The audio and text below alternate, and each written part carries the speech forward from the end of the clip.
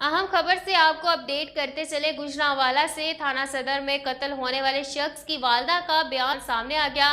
मुद्दई मुकदमा ही कातिल निकला। जी यहां आपको अहम खबर से अपडेट कर रहे हैं। गुजरांवाला से थाना सदर में कत्ल होने वाले शख्स की वालदा का बयान सामने आ गया।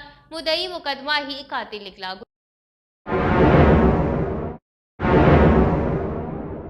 गुजरांवाला थाना सदर के इलाके इफ्तिखार कॉलोनी में 9 अप्रैल में कत्ल होने वाले राशिद की वालदा का बयान सामने आ गया।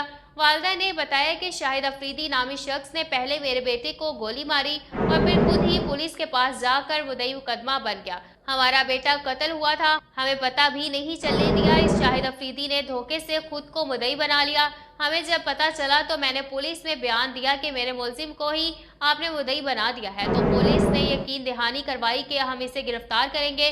कई दिन गुजरने के बावजूद मेरी सुनवाई नहीं हो रही। मेरा आला हुकाम से मुतालबा है कि मेरे बेटे राशिद के मुलजिमान को गिरफ्तार करके हमें इंसाफ दिलाया जाए।